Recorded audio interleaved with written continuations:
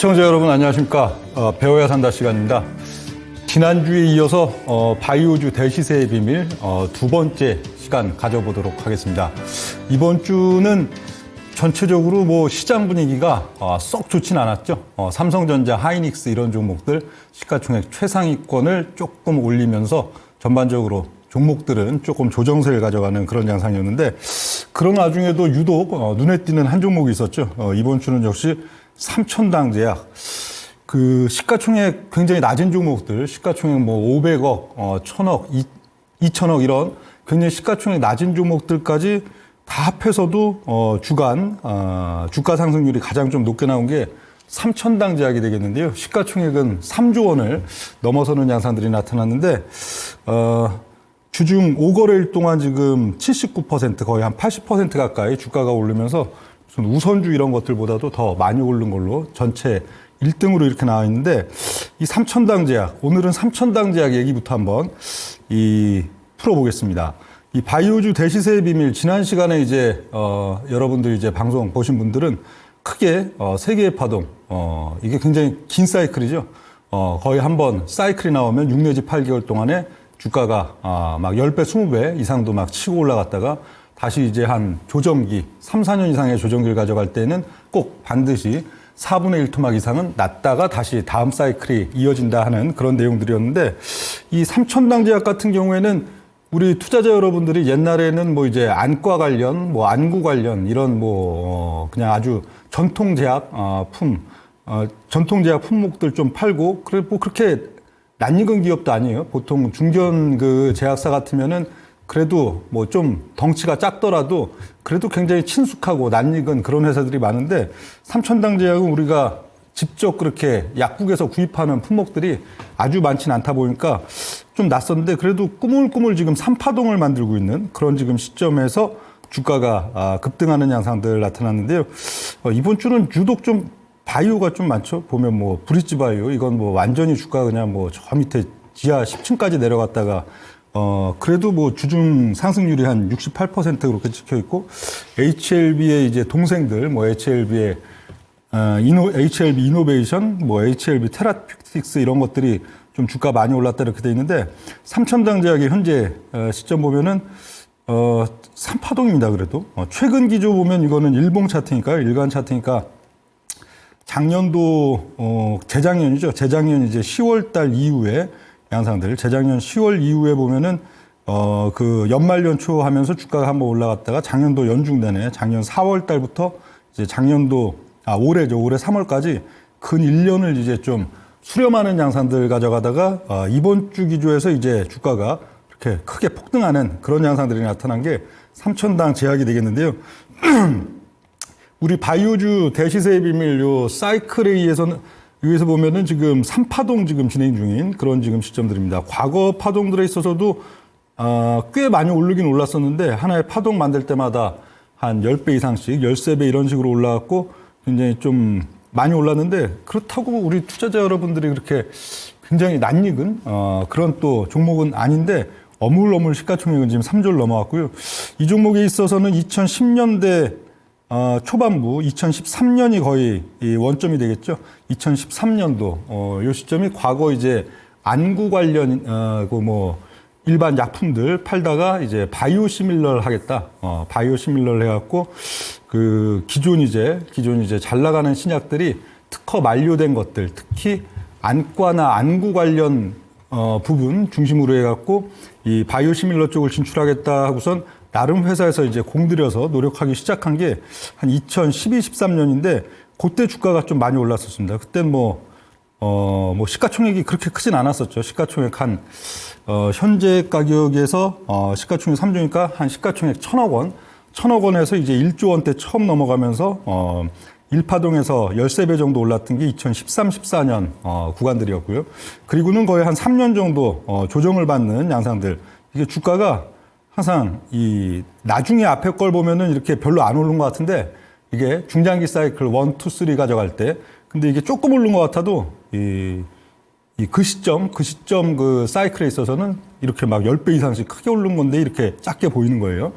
그리고 두 번째 파동 같으면은 이제 2018년도, 17, 18년 넘어가는 시점들, 거기도 참 그렇게 눈에 아주 많이 띄지는 않았는데 주가는 거기서도 또 많이 올라왔었죠. 1파동 이후에 3년 동안 조정을 받다가 2파동 구간에서는 이제 또 13배. 이 기업은 유독 13, 13이에요. 2파동에서도 이제 2017, 18년 넘어가면서 주가가 13배 상승하는 양상들이 나타났고요. 그러고는 이제 코로나 또 바이오 국면들 그게 이제 끝나고 한 2021년, 22년 거의 한 23년도 상반기까지 3년 가까이 주가는 역시 또 4분의 1 토막 나죠. 주가가 10만 원 근처 쳤다가 다시 이제 3만 원 밑으로 2만 원대 4분의 1 토막 정확히 또 났다가 그러고는 이제 3파동이 진행 중인 현재 단계 속에서 이번 주 어떤 이슈와 함께 또 신고가를 뚫으면서 이제 3파동이 진행되고 있는 그런 단계인데요.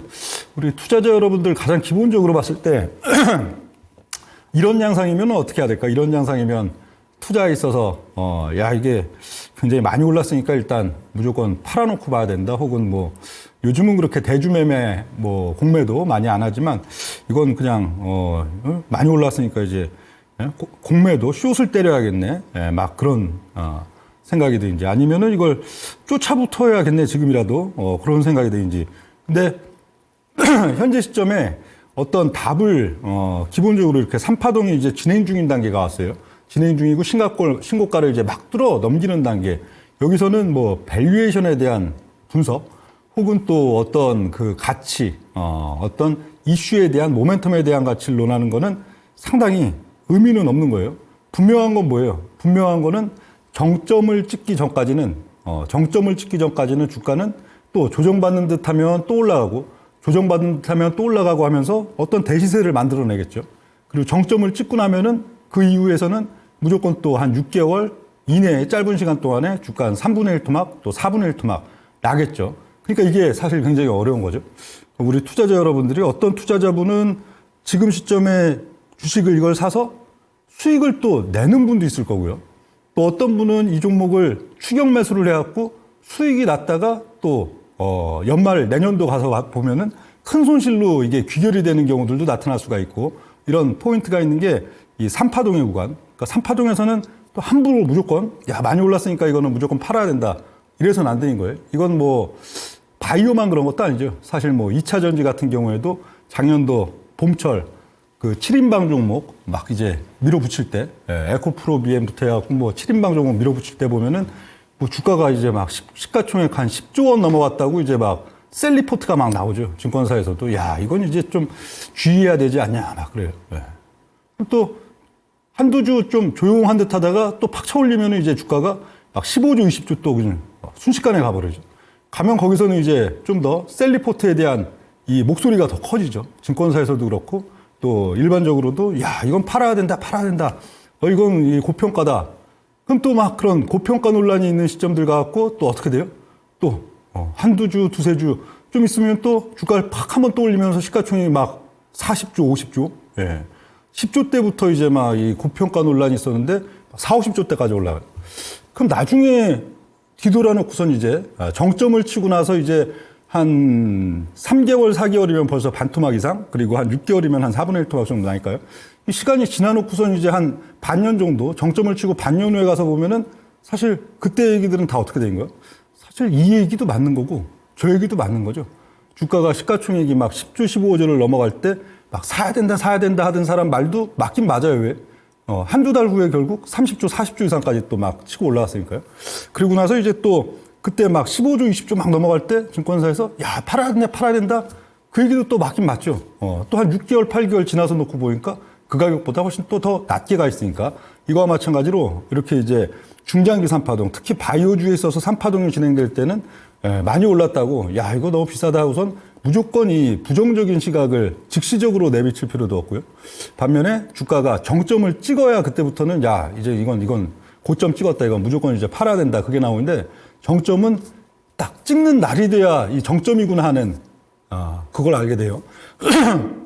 미리 밸류적인 가치, 어떤 뭐 모멘텀의 가치, 혹은 뭐 차트의 분석으로 야, 이거는 딱 여기까지 갈 거고 여기까지 가면 거기서 팔아야 된다가 아니고 주로 그 정점이 돼 있는 날 거기 가면은 정점에 왔구나. 이제 빠질 일밖에 없겠구나.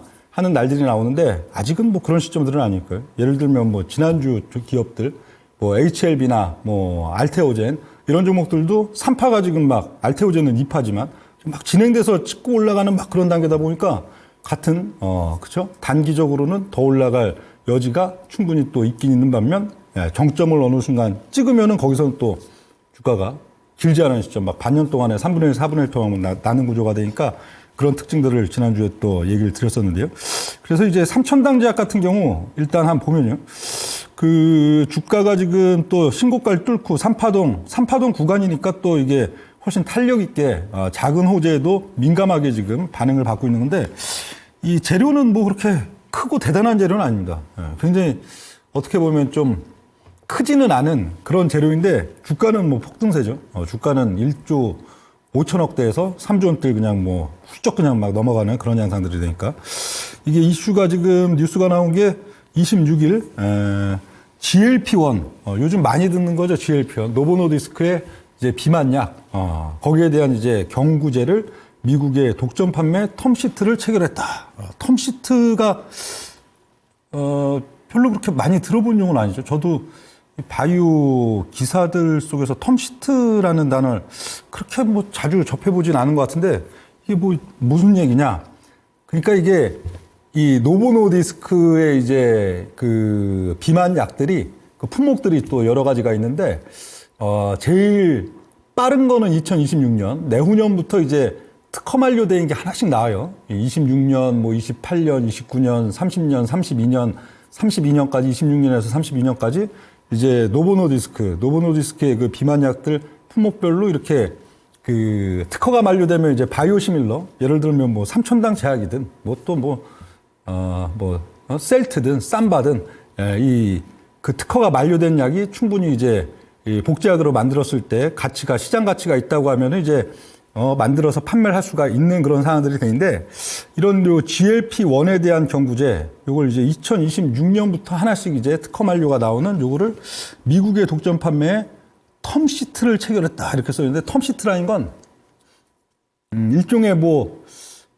양해각서 그렇게 보시면 되는 거예요. 양해각서. 그러니까 이게 어떤 구체적인 항목들을 A와 B 간에 구체적으로 이런 조건들을 아주 그냥 세부적으로 이렇게 저걸 해갖고 이걸 야 이렇게 확정하자 이렇게 이제 계약을 맺자가 아니고 앞으로 이제 2026년도부터 그 이제 하나씩 GLP-1에 대해서 이제 그 특허가 만료되는 약들이 나오는데 거기에 대해서 또 이제 여기 삼천당 제약에서 그동안 이제 또 개발했던 거기에 대한 복제약으로 개발했던 것들을 이제 판매할 수 있는 그 시점들이 되면은 우리 쪽이랑 이렇게 판매를 이런 식으로 그래도 완전 추상적이지는 않겠지만 일종의 양해각서를 이렇게 체결하는 거예요. 딴 데 아니고 우리랑 저거 하는 거고 뭐 계약 규모나 이런 거는 일단 러프하게 좀 잡아놓고 그러니까 텀시트는 구체적인 어떤 금액이 나오진 않아요. 뭐 기술 지정 계약, 뭐 마일스톤 계약하면은 어떤 몇 년 해갖고 연 단위로 뭐 금액 해갖고 이게 짝짝짝 나오는데 요건 그런 건 아니고 일종의 양해각서 체결이다. 이렇게 되니까 사실 재료로 봤을 때는 그렇게 뭐랄까요. 임팩트한 재료까지는 아니죠. 이게 이런 독점 판매 관련된 이제 어떤 이런 텀시트 계약이든 이런 것들을 이제 추진한다. 그리고 이런 것들을 한다 하는 그런 얘기들을 삼천당 제약에서 2022년도 재작년 가을부터도 그런 얘기를 해왔기 때문에 아주 새롭고 뭔가 그런 건 아닌데 그럼에도 불구하고 주가는 어떻든 전체적인 종목들 중에 이번 주 상승률 1위 그렇게 나타나는데 이게 이유가 또 있어요. 이게 이유가 있는 게 그냥 상식적으로 우리가 이걸 예를 들어 삼천당 제약에 대해서 여러분들이 뭐 여기 따로 재무제표는 안 놔드렸는데 뭐 여타 바이오도 그런 회사들이 또 많긴 많지만 뭐 재무제표 보면 뭐 회사 그냥 뭐 볼륨 한 4천억 정도. 그리고 이익은 몇 년 동안은 어떻든 또 연구개발비 이런 것 때문에 계속 손실만 나다가 작년에 그래도 아주 뭐 몇십억 정도 조금 이익 나는 그런 단계 속에서 시가총액은 한 1조 5천억. 거기서 최근 또 주가 급등해갖고 3조 원대 돌파 이렇게 나오는데 얼핏 보면 또 굉장히 또 비싸 보이죠. 야, 뭐 이런 게 3조나 되나? 그렇다고 이게 뭐 또 뭐 양해각서 정도 지금 체결한 건데 그거 갖고 뭐 3조나 되나 막 그런 생각이 드는데 또 반면에 이 논리, 지금 얘기 드리는 논리로 보면은 또 꼭 3주가 또 비싼 건 아니에요. 이게 뭐냐면 지금 최근 한 2년, 3년, 2년 정도죠, 특히. 미국의 비만약 관련해서 뭐 급등했다는 뉴스야 여러분들 워낙 많이 보셨을 거고요. 대표적인 회사가 이제 일라이릴리, 노보노디스크 이런 쪽이고, 최근 치고 올라오는 이제 경구, 이 주사로 맞는 게 아니고, 입으로 먹는, 요거 이제 일상 완료했는데 결과가 나쁘지 않다, 결과가 괜찮다. 그래가지고 이제 최근에 주가가 대폭등 나타난 게 이제 바이킹 테라피틱스 그렇게 돼 있는데, 이 일라이릴리가 시총이 1000조가 되고, 노보노디스크가 시총이 600조 되니까, 이게 섹터는 달라도 최근 HLB나 알테오젠 그런 것도 주가가 그냥 막 10조 원을 뚫고 15조 원을 뚫고 그러는, 거기에 또 나름 또 하나의, 또 근원이기도 해요. 섹터는 비만이고 그건 또 다른, 개념들이고 해도 이게 굉장히 중요한 게 그동안은 보면요, 그동안은 미국의 그래도 제일 시가총액 그동안 한 3, 4년 전까지만 해도 제일 높았던 게 존슨앤존슨, 의료기기나 여타 조금, 약에서 약간 확장된 개념으로는 유나이티드 헬스 이런 것들이 그래도 시가총액 한 300억에서 500억 정도 이렇게 왔다 갔다 했었는데, 시가총액 바이오에서 이제 제일 크다는 것들이. 근데 이게 그 정도면은 사실 완전 비주류거든요. 미국의 이제 전체적인, 섹터들의 이제 시가총액 놓고 봤을 때도 거의 한 30위권 정도죠. 예. 바이오의 1등들이 막 한 30위권 막 이러니까 이게 굉장히 비주류 섹터다가 이게 일라이릴리, 노보노디스크 필두로 해갖고 얘네들이 막 끌고 바이오가 덩달아 또 따라 올라오는, 또 여타 머크나 등에서 막 따라오는 구조가 되다 보니까 이건 또 의미가 있게 됐어요. 이게 왜 의미가 있냐면 지금 미국의 어떻든 시가총액 최상위, 막 근래 보면 좀 왔다 갔다 하죠. 엔비디아가 막 1등 치고 올라왔다가 또 조금 내려왔다가 막 또 어떻든 마이크로소프트 이런 것들이 가서 맨 위에 있다가 애플 그리고 구글 이렇게 빅4가 시가총액 한 3,000조, 조금 시세가 셀 때는 한 4,000조 근처 갔다가 또 보통 한 3,000조 대 약간 또 밀리면 한 2,000 몇백 조 이러고선 왔다 갔다 하는데, 어떻든 빅4가 기본적으로 한 3,000조 정도 된단 말이에요. 3,000조. 근데 일라이릴리가 거의 한 1,000조 원대 이러고 치고 올라오니까 이젠 좀 어느 정도 바이오도 뭔가 이 주류의 범주에 슬슬 들어가기 시작한다는 거예요. 미국에서도. 그러니까 일라이릴리가 지금 시가총액이 전체 중에서 그래도 한 9등, 10등, 한 1,000조니까 한 9등, 10등 정도 왔다 갔다 해요. 조금 8등에서 한 11등? 그러니까 10위권 이내에 이게 진입을 하다 보니까 그래도 바이오도 1,000조 원대가 그래도 될 수가 있구나. 그리고 요즘은 이제 슬슬 막 시가총액 300조, 400조, 500조 그 군단들이 점점 또 늘어나고 있으니까 이런 양상들이 되는데, 이 일라이릴리랑 노보노디스크 가장 이 시가총액을 이루는 근본은 역시 비만약 그쪽이 그래도 최근 그 한 3년 시가총액을 올린 그 근원들이 되는데, 이러다 보니까 삼천당 제약이 저런 거 갖고도 날아갈 수가 있는 거예요. 이게 이 두 회사 시가총액이 지금 한 1,600조 정도 되니까, 그래? 저 노보노디스크의 이제 특허가, 비만약 특허가 2026년부터 이제 하나씩 이제 저거 하는데, 삼천당 제약이가 그걸 이제 미국에 이렇게 양해각서도 체결하고 앞으로 2026년부터 매출을 일으킨다. 근데 얘네들 캐파에 단 1%만 뺏어와도 시가총액이 몇 조가 된다는 거예요. 시가총액이 1%만 뺏어와도 15조 정도 된다는 거죠. 15조. 그럼 3%를 뺏어온다? 그럼 시가총액이 한 4, 50조 정도 되는 거죠. 캐파를 10% 뺏어온다. 복제약으로. 그럼 10% 뺏어오면 시가총액이 막 그럼 150조, 막 100조 원대 그걸 넘볼 수가 있는 그런 계산식이 나오는 거예요.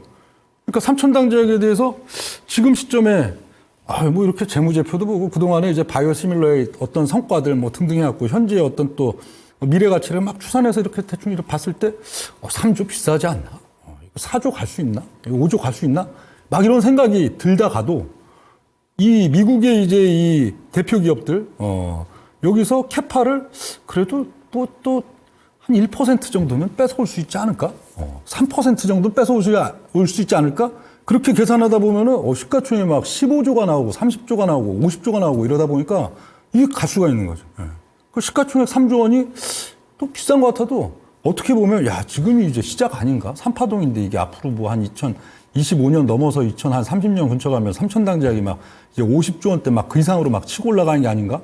막 그런 기대도 할 수는 있는 단계가 되기 때문에 주가가. 그러니까 모든 지금 바이오 기업들의 폭등세. 사실 그 신약 기업들이 10조 원 넘는 기업이 거의 없었는데 지금 연말 연초 넘어오면서도 막 일단 HLB 필두로 알테오젠까지도 지금 막 10조 원을 그냥 막 빵빵 치고 넘어가는 게 다 가장 근원적인 건 여기 있다는 거예요. 심지어 뭐 최근 또 이제 바이킹 테라퓨틱스라고 이거 일라이릴리나 노보노디스크는 보통 한 두세 달에 한 번씩 이제 주사를 맞아서 이 또 약을 투입하는 그런 구조다면은 이제 구강 알약을 먹는 거야. 알약을 먹는 그러니까 구강으로 이제 이 먹을 수 있는 이제 비만약 관련해 갖고 바이킹 테라퓨틱스 이 회사 이게 그 회사 지금 차트인데요. 이게 재작년 22년도 하반기까지만 해도 한 2달러 했어요. 2달러. 2달러일 때 지금은 한 100달러까지 최근에 한 100달러까지 올라왔다가 한 뭐 80불대 거기서 왔다 갔다 하고 있는데 2달러. 근데 2달러니까 시가총액 수준이 그 당시에 거의 한 3천억 정도 했죠. 3천억. 불과 한 1년 반 전만 해도 시가총액이 한 3천억 정도 하던 바이킹 테라퓨틱스가 이게 또 작년에 이것도 뭐 파동으로 우리 이 프로그램 이 배워 산다 그 프로그램으로 보면 여기가 1파동이죠. 1파동. 22년도 이제 연말에서 23년도 연초.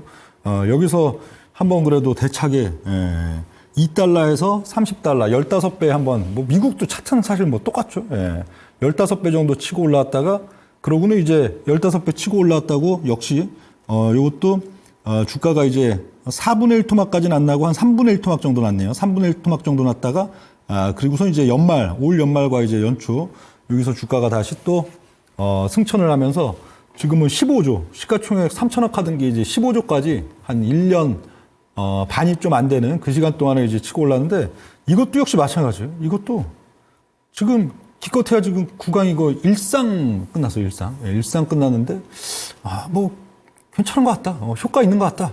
그것만 갖고도 그냥 주가가 3천억에서 그냥 15조까지 그냥 순식간에 날아가는 거예요. 이 근원은 또 다 어디 있겠어요? 여기 있는 거죠, 여기. 일라이릴리와 노보노디스크에 있는 거예요. 바이킹 테라퓨틱스. 그래.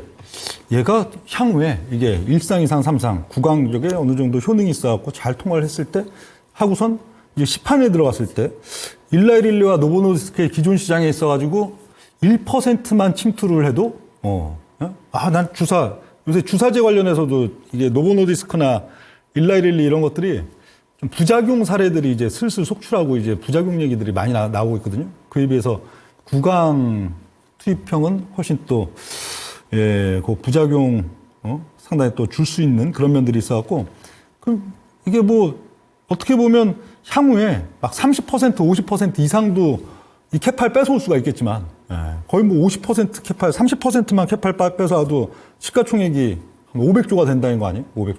근데 그게 아니어도 단 1% 캐파만 이제 뺏어와도 15조는 된다. 그래서 1% 지금 뺏어온다 기준으로 지금 시가총액이 15조 이러고 있는 거예요. 그럼 10%만 뺏어온다? 그럼 150조죠.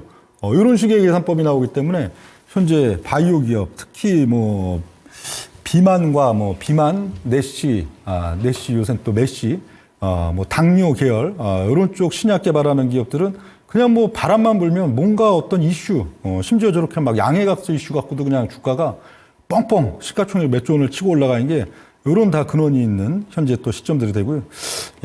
일단 3천당 얘기는 요 정도 하고 다음 이제 잠깐 지난주 거 이제 복귀하고 이번 주 거 들어갈게요.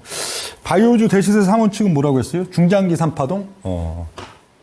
중장기 3파동. 큰 사이클 3개를 갖고선 주로 이제 올라가 있는데 하나의 사이클마다 기본 그래도 뭐 10배 혹은 3, 40배 이런 식으로 밀고 올라갔다가 사이클이 종료되면 기본 4분의 1 토막 나고 보통 한 1파동은 한 20배, 2파동은 뭐 보통 한 8배 내외 딱이 정해져 있는 건 아니에요. 어떤 건 2파동이 막 20배 올라갈 때도 있고 1파동도 막 40배 올라갈 때도 있고 막 그런데 3파동은 4배 이렇게 보통은 좀 준다 그런 거고 1파동 기업, 1파동이 나타나는 기업 활용하는 데 있어서는 수익은 가장 크게 창출하죠. 그 파동 자체만으로도 크게 창출하고 향후에 뭐 1, 2, 3까지 가면 막 300배, 500배가 막 기본이니까요. 그런데 기업 선정이 굉장히 어렵겠죠. 어려우면서도 쉽다고 했어요. 예, 워낙 그 1파동에 어떻게 보면 후보 종목들은 워낙 많은 거 아니에요. 누워있는 게 다 후보니까. 그러니까 이게 굉장히 어려운 것 같아도 사실 누워있는 것 중에 99%는 사실 주가가 크게 오를 수 있는 어떠한 모멘텀도 없는 기업이 99%이기 때문에 어려운 것 같으면서도 또 쉽다. 그런 얘기까지 지난주에 시간에 들었고요. 그리고 좀 인내심이 많이 필요하다. 오히려 2파동, 특히 3파동 그쪽으로 가면 그래도 인내심보다 어느 정도 뭐 차트 만들어지고 하면 이게 사이클이 나오고 이게 어느 정도 견지역이 나오는데 1파동은 사실 이게 야, 급등이 야 이제 50% 오르네 가나보네 하면 또 세워놨다. 이제 2배 오르네 가나보네 하면 또 세워놨다. 이런 걸 막 반복하고선 이제 진짜 출발을 하기 때문에 대단한 인내심이 좀 필요하다. 그런 거였고요. 2파동 기업 같은 경우에는 충분히 알려진 상태. 그래도 어느 정도 1파동 한번 하고 나면은 사람들이 그래도 그 종목 그래. 그 한번 대박 쳤던 종목이 하고 기억에는 있단 말이에요. 그리고 대충 뭐 하는 회사 알아서 정보 습득은 굉장히 쉬운데 2파동의 가장 큰 문제는 2파동을 이렇게 1파동을 크게 했다가 이제 누워있는 이런 종목들 중에 중도 탈락해갖고 그냥 완전 그냥 저 벼랑으로 그냥 날아가는 종목들이 꽤 많죠. 꽤 많아요. 거의 한 7, 8할 이상은 그런 것 같아요. 그래가지고 이 파동을 앞둔 기업들, 이 투자인 데 있어서는 이 중도 탈락, 그리고 또 먹튀, 1파동 자체가 회사 이 경영진들도 이게 진짜로 이걸 신약을 성공하려고 그걸 한 게 아니고 그냥 주식하면 벙 뛰어갖고 이제 대중들한테 팔아먹고 먹튀하려고 그러는 경우들도 상당히 있기 때문에 요 비율들이 상당히 높아갖고 이게 좀 애로점이다 하는 그런 내용이었고요. 3파동 기업 같은 경우에는 뭐 이 정도면 이제 3파동쯤 오면 뭐 누구나 알죠. 누구나 아는 이제 대중성이 높고 이제 이 기관, 외국인, 뭐 연기금 다 이게 매매 붙어서 하는 그거기 때문에 충분한 시장 수급. 오히려 1파동, 2파동 앞둔 기업들은 사실 내가 단돈 3억 원, 5억 원을 한번 살래도 막 원터치, 투터치로 안 되고 이게 막 호가 모으기도 힘든 그런 면들이 막 있는데 3파동 기업 정도 되면 시장 수급이 충분해갖고 오히려 사고 팔기는 굉장히 원활한 장점은 있다. 그리고 뭐 동급 여타 섹터 대비로는 높은 수익률이지만 이제는 안정기 국면 3파동쯤 되면 안정기 국면으로 벤처의 메리트 상승 그러니까 막 대박이 못 터진다는 거예요. 주가가 막 6개월 8개월 동안에 막 10배, 20배, 30배 막 이러고 터지는 그런 대박은 또 못 터지는 그런 이제 벤처 메리트 상실된다 그런 내용들이었고요. 예. 그래서 오늘 이제 종목들, 오늘은 한 5종목 정도 지금 볼 건데요. 오늘 종목들 하나씩 또 보겠습니다. 오늘 볼 종목들은, 일단, 먼저 동아 ST, 그리고 대웅제약, 레고캠바이오, 유한양행, 그리고 차바이오, 거기까지가 이제 1, 2, 3, 4, 1, 2, 3파동, 이 나올 수 있는 기업이냐, 또 어떤 의미냐, 그런 것들인데, 일단 동아 ST부터 보겠습니다. 동아 ST, 동아제약 계열, 이게 언제 분할했죠? 13년인가 이제 분할 상장했던 동아 ST가 되겠는데, 동아 ST는 이거 상장하고, 뭐 반등은 있어 주로 맨날 빠졌어요. 2013, 14 여기서도 주로 빠지고, 여기 15년 좀 뭐 올라오는 듯 하다가 15, 16도 넘어가면서 또 빠지고, 바이오주들 잘 날라갔던 17, 18년 넘어가는 장세 거기서도 뭐 찔끔 올라가 있는데 또 빠지고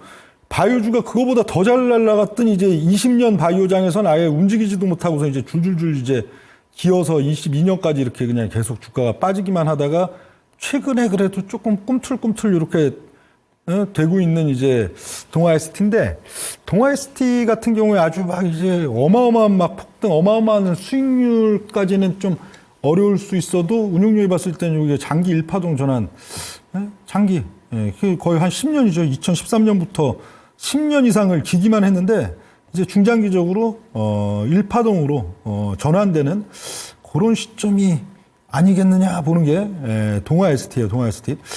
동아 ST 같은 경우에는 신약 파이프라인이 그래도 꽤나 많은데 그 중에 포인트는 요 DA1716 이게 이제 그래도 요즘 가장 핫한 비만 치료제 홀조이고 DA1241 이게 대사 이상 지방 간염, 뭐 메시나 당뇨 이런 쪽들인데 이게 사실 비슷한 부분이에요. 뭐 비만 메시 관련된 쪽이나 당뇨나 여기가 그 중에 조금 변형된 어떤 형태로 이거 임상 들어가고 있는 게 1716이고 조금 다른 저 정도지. 이건 사실 거의 비슷한 유형으로 지금 저건데 1, 2, 4일이 좀 먼저 시작했죠. 그래서 이거는 이상 지금 뭐 초입부 그런 단계고 1726은 이제 일상 끝내놓고 이제 이상 들어가기 전에 지금 이거 뭐 또 IND 준비하고 그런 지금 단계가 되겠는데 요 1, 2, 4일과 1726 여기 보면은 여기가 이제 미국의 그 자회사 이 동아에스티가 미국의 자회사로 이제 뉴로보 파마슈티컬스 요걸 지금 갖고 있는데, 요 뉴로보 파마스티컬스 여기서 주로 요 두 가지, 비만 관련된 쪽, 그리고 메시나 당뇨 관련된 쪽, 그쪽을 지금 하고 있는데, 여기 그래도 뭐 아주 획기적인 기전인지는 모르겠어요. 막 혁신 기전으로서 기존 이제, 저 노보노디스크와 일라이릴리의 그 시장을 격하게 침투시킬 수 있는 기전인지까지는 그런 종목은 또 따로 있어요. 우리나라 상장 기업 안에서도. 그런데 그 정도까지는 모르겠는데 이것도 상당한 지금 좀 가능성. 그래도 그 DA1716 요것도 지금 그래도 어느 정도의 효과는 뭐 간경화, 뭐 염증 섬유화, 뭐 포도당 조절, 뭐 개선 효과는 상당히 그래도 좀 확인을 했다. 그리고 뭐 또 뭐 식욕 억제, 인슐린 분비 출질 뭐 이런 쪽의 증가, 그리고 부작용은 그다지 나타나지 않았다 하는 뭐 긍정적인 이런 포인트들이 있는데, 이 동아에스티 같은 경우도 뭐 여러 가지 품목들 중에서 핵심은 주가가 이제 추세적으로 이제 오르는 단계 가져간다. 일상이 아니죠. 일파동, 장기 일파동을 전환되는 어떤 좀 강한 시그널이 나온다면은 역시 다른 품목보다는 요 DA1716, 1241 비만 계열 요쪽이 되지 않을까 그렇게 지금 보여지고요. 이쪽 시장은 아까도 봤듯이 역시 진짜 1%만 가져와도 15조, 10%만 가져와도 150조. 요 부분이 가장 그래도 지금 동력은 많이 되는 그런 지금 상태니까 또 그렇고요. 다음은 이제 대웅제약이 되겠는데, 대웅제약은 여러분들 굉장히 뭐 투박하게 느껴지시는 게 대웅제약. 대웅제약은 운용률이 봤을 때는 지금 요게 장기 3파동을 들어가는 시점일 수도 있고요. 혹은 장기 2파동 안에서의 지금 이제 등락, 그걸 가져가겠다는 걸 수도 있고요. 근데 어떻든 뭐 2파동 등락이어도 뭐 상당 부분 오를 수 있는 거고 3파동이어도 상당 부분 오를 수 있는 거니까 굉장히 긍정적으로 지금 보기는 보이는데, 이 대웅제약 같으면은 1파동은 2003년, 요 사이클이 조금 길죠. 2003년에서 2007년 정도 넘어갈 때, 그리고 상승폭도 조금 그렇게 아주 뭐 눈에 띄게 크진 않아요. 1파동에서 주가가 한 10배 정도 올라갔었고, 그러고 이제 두 번째 파동은 2013년에서 이제 그 2017년 넘어갈 때, 거기가 이제 주가가 한 11배 올라갔었고요. 그러면 계속 등락 구간이죠. 18, 19, 20년 넘어갈 때 등락 구간. 또 코로나 이후에 바이오 뜰 때 거기서도 한번 반짝 올라갔다가 다시 또 밀려서 내려왔으니까 등락 구간. 그리고 최근 또 22, 23년 연초 넘어올 때 거기서 이때 반락 나오고 막 이랬으니까 등락 구간 아닌데, 운용률이 봤을 땐 여기 이제 주기도 얼추 되긴 됐죠. 주기도 여기 한 4년 정도 됐고, 여기가 지금 한 5년, 6년째 되고 있으니까 3파동 넘어가는 단계일 수도 있고 2파동 좀 좋은 포인트로 보이는데, 주가는 이게 3파동 지금 거의 2파동을 마무리를 줬는데, 주가가 한 번은 10배 오르고 한 번은 11배 올랐는데, 또 밸류는 그렇게 또 비싸진 않아요. 밸류는 뭐 순자산 가치 수준 뭐 정도 조금 넘어가면서 뭐 퍼 수준도 그 뭐 한 뭐 10배, 15배? 그러니까 뭐 거품은 없죠.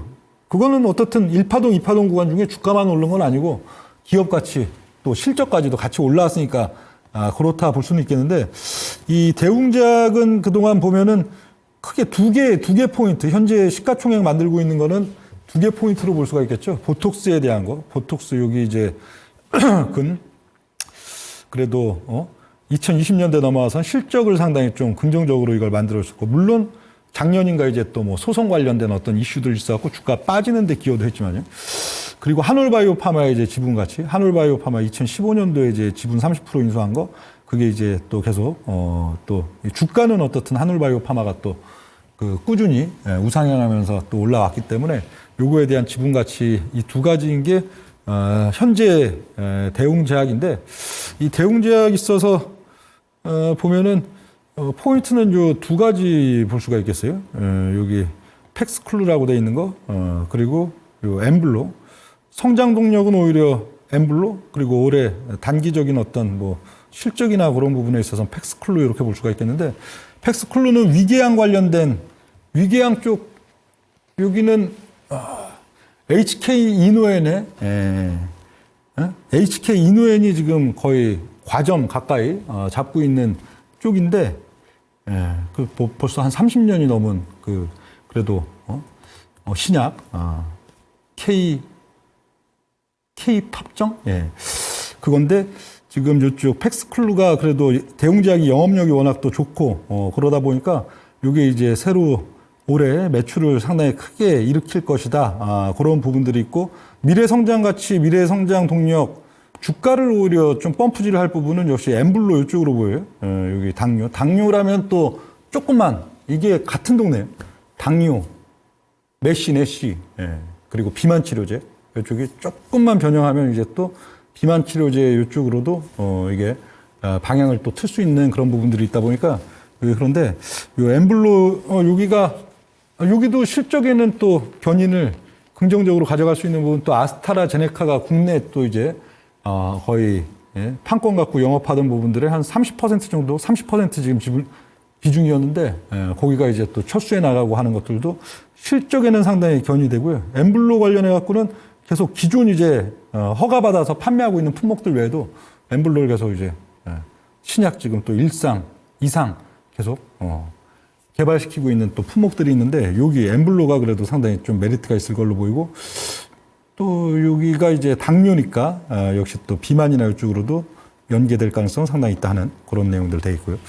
레고캠 바이오, 레고캠은 그래도 요즘 뭐 방송에도 종종 나오고 그러죠. 그래서 주가가 그래도 신고가권 슬쩍 넘어갔다 내려오고 특히 또 언제죠? 한 두 달 됐나요? 이제 매각 이슈, 오리온이 이제 또 인수하는 그런 또 매각 이슈 있고 해가지고 상당히 뉴스에도 많이 나왔던 레고캠 바이오가 되겠는데 레고캠 바이오 같은 경우에는 현재 장기 사이클 3파동이에요. 근데 굉장히 이상하죠. 뭐가 이상해요? 이 파동별로 되게 조금 올라요. 굉장히 조금 오르죠. 1파동 2013년에서 2017년 5배 상승. 그것도 시간들 굉장히 오래 긴 시간을 갖고요. 2파동은 시간은 그렇게 길지 않았죠. 한 월봉 6개니까. 근데 퍼센테이지가 좀 많이 이상하죠. 왜 이렇게 조금 오르지? 각 파동마다 바이오주가 그래도 신약 관련 기업들 보통 하나의 파동에 10배, 10배는 기본 보통 오르고 좀 세면 그래도 한 뭐 20배, 40배 이런 식으로 한 파동 오르는데 왜 이렇게 조금 오를까? 굉장히 조금 오르는 거예요. 이렇게 조금 오를까? 우선 지금 보면은 조금 오르는 이유가 좀 있어요. 레고캠이 파동별 상승률이 지금도 역시 마찬가지예요. 지금도 운용이 봤을 때 지금 이거 적극적으로 팔아야 되냐 아니면 그래도 뭐 올 하반기나 더 들고 가면 그 또 수익이 더 날 거냐? 더 나죠. 3파동 지금 진행 중인데 당연히 더 오르지 않겠어요? 그런데 그렇다고 또 많이 오르진 않을 것 같아요. 레고캠이 뭐 이게 막 3파동에서 10배, 20배 오른다. 그런 일 절대 없을 것 같은데 이렇게 레고캠 바이오가 파동별 상승률이 굉장히 적은 이유는 여기 있어요. 이게 레고캠은 역시 ADC 치료제. 여기죠. ADC.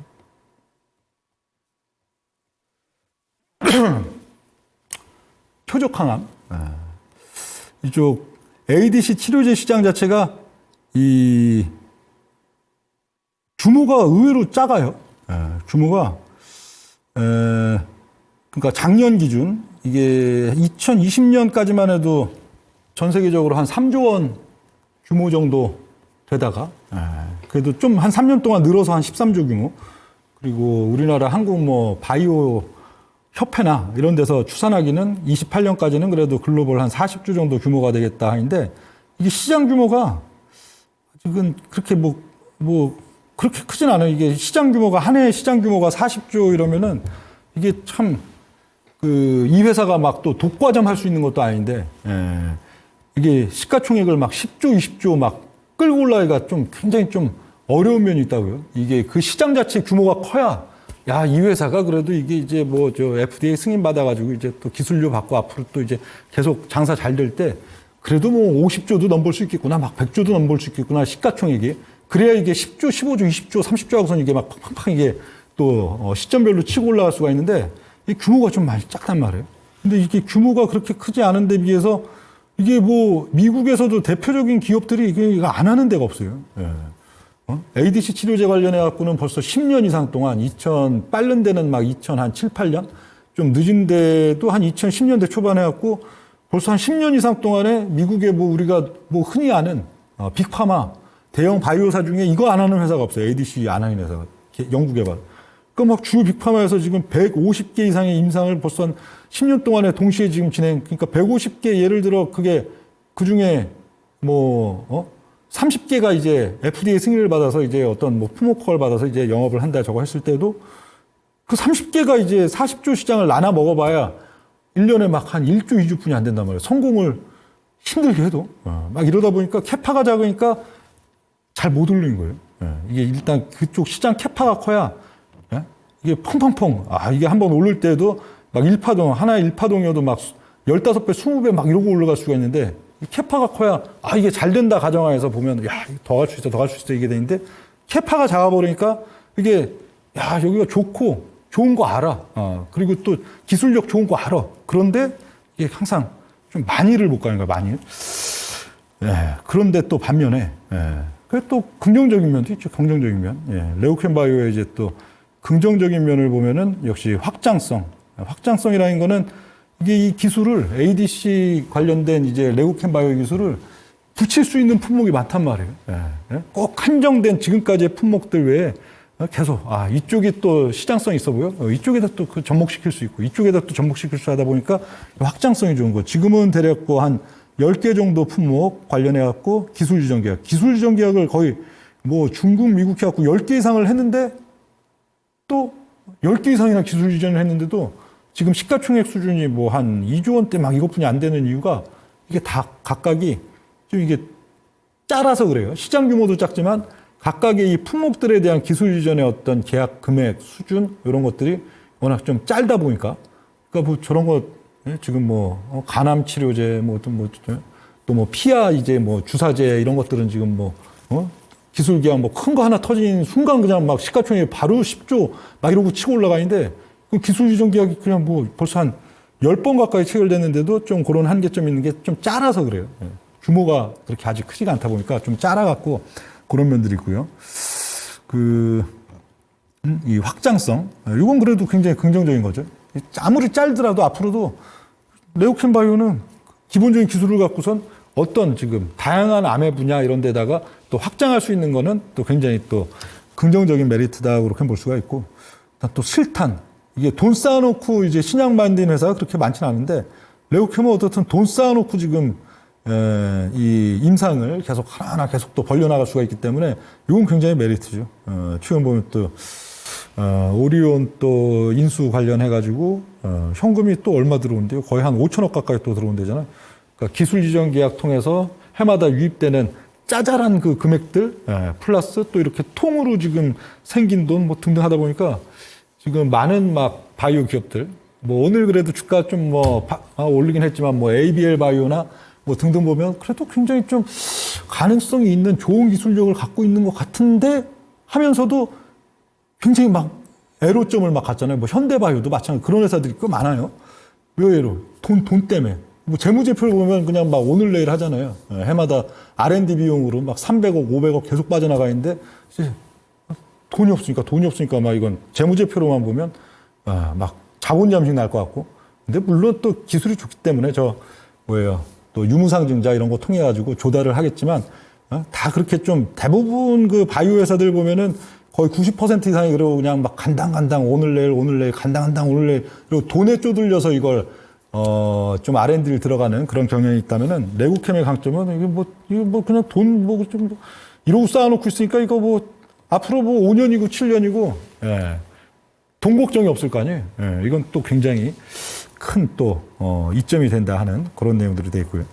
다음은 이제 유한양행. 뭐 유한양행 같은 경우는 장기 이건 워낙 길어요. 역사도 길지만 회사 역사도 길지만 사이클 주기도 엄청 길고 이게 얘는 일파동이 심지어 언제인 줄 아세요?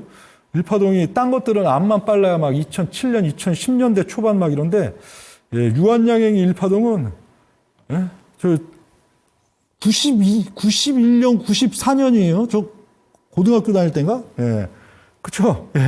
일파동은 92년이라고 됐네. 91, 2년 넘어갈 때 거기서 8배, 8배 올라간 거. 그러고는 거의 뭐 IMF가 지금 2000년대 초반까지 계속 또 한 4년 이상 좀 조정받다가 이파동은 그래도 한 20배 올랐는데 20배 올린 동안도 6개월, 8개월 동안 올리는 게 아니고 상당히 긴 기간을 갖고 오르죠. 그러고 20배. 네, 운용력이 봤을 때는 지금 유한양행이가 3파동, 장기 3파동 지금 이제 진행 중인 시점이 아니냐 그렇게 보여지는데 이게 아니구나.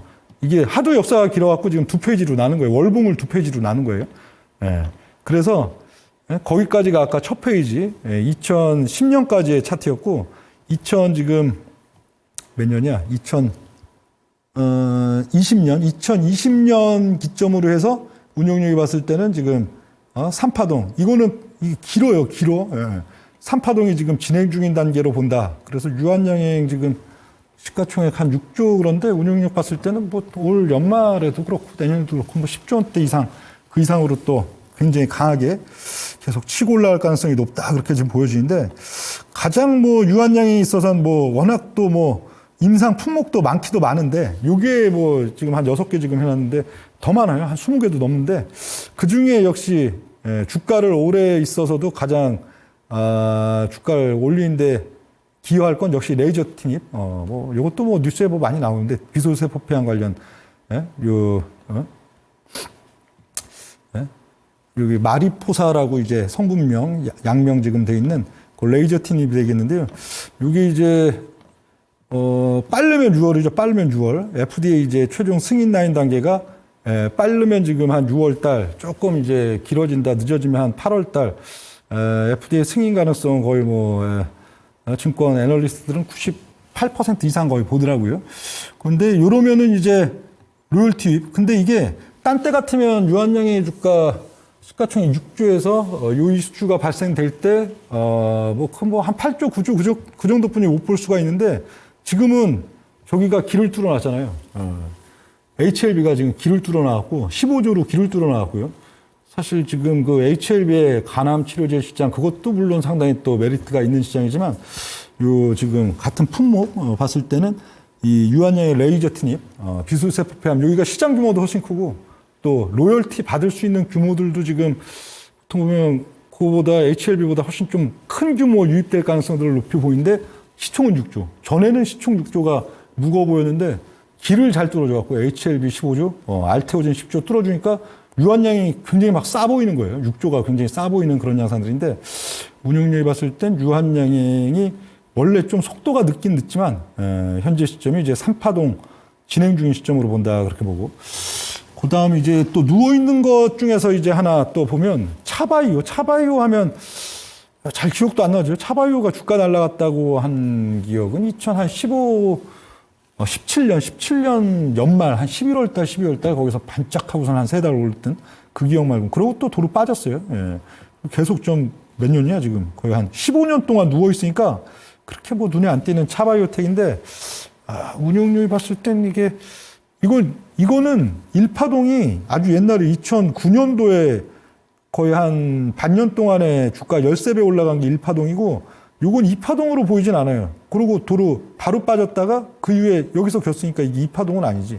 2파동이면 그거보다 높은 단계에서 이게 왔다 갔다 했어야 되는데 그래서 운용률이 봤을 땐 요게 차바이오도 이제 장기, 중장기 사이클 이제 2파동 전환돼 나가는 단계 일 가능성도 상당히 높아 보인다 하는 차바이오텍이 지금 되겠는데 차바이오텍은 K세포 치료제, 이것도 뭐 10년 이상 뭐 들어봤고, 뭐 그렇게 낯설지는 않을 건데, 여긴 면역항암 쪽이 되겠죠.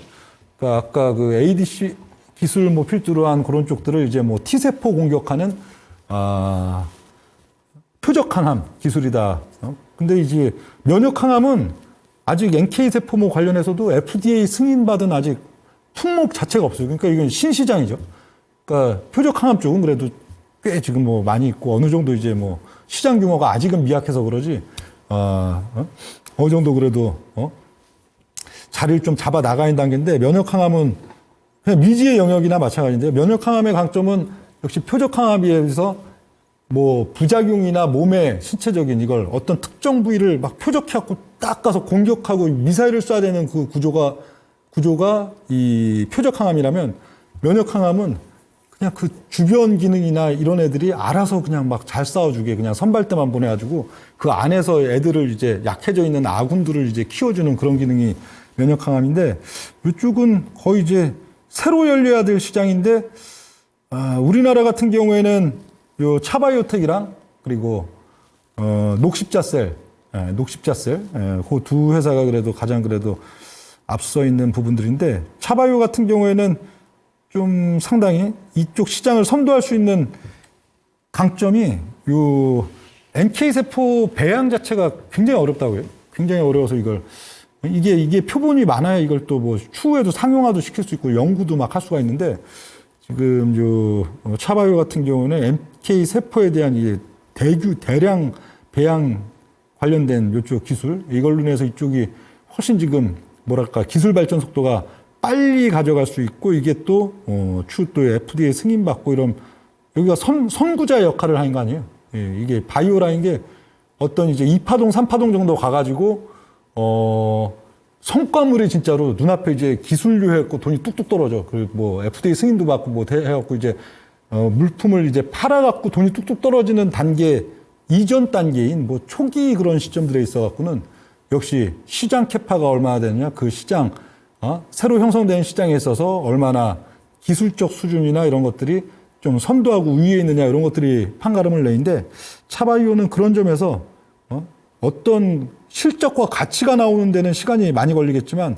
오히려 또 주가에 있어서는 어떤 성장 동력을 믿기로 해갖고 슬슬 이파동을 시작할 가능성도 상당히 좀 많아 보인다 하는 그런 내용들이 되겠습니다.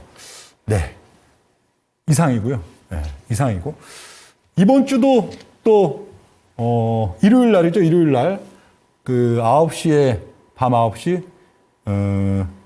유튜브 라이브 스트리밍. 이번 주 일요일 날 9시에, 꼭 사야 될 대형주 3선. 다음 주 이제 4월 첫째 주, 둘째 주 넘어가는 국면에 있어서는 운용력이 지수 얘기 별로 잘 안 하는데 지수 관련해서 좀 특이점 있게 단기적으로 특이점 있게 드려야 될 얘기도 있고 그런 가운데에서 또 저렇게 대형주 3선 꼽아드리는 시간 일요일 날 9시에 드리도록 하겠습니다. 예, 그러면 오늘 배워야 산다 방송 여기서 또 마무리 짓고요. 일요일 날 밤에 뵙겠습니다. 감사합니다.